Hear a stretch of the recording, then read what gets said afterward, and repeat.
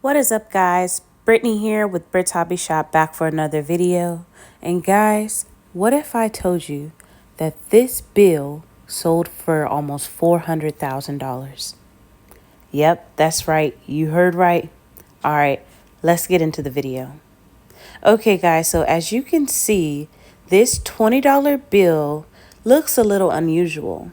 And it's because there was an error at the mint, and this $20 bill is misprinted, and it has a multicolored Del Monte sticker right near Andrew Jackson's portrait. And so that is what makes this bill special and unique. So during the printing process, the sticker became affixed before the application of the overprint, but after the face print was made.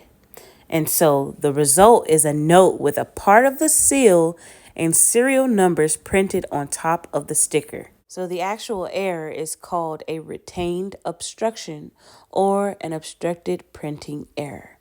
And so, guys, this bill actually sold in 2006 for $25,000. Now, once the collector actually had it in their possession, they kept it, held onto it for several years, and then decided to get it regraded. And in 2021, they had it on Heritage Auctions for sale, and it sold for $396,000. Unbelievable, guys. This is remarkable. And so if you ever come across anything like this, make sure you hold on to it. Do not sell it. Do not spend it. Take it into a coin shop, get it looked at, and you may have hundreds of thousands of dollars on your hands, guys. So yeah, I hope you guys enjoyed this video. Don't forget to like, comment, and subscribe. Share this video. Check through your collections to make sure, just in case you don't have something that is similar to this.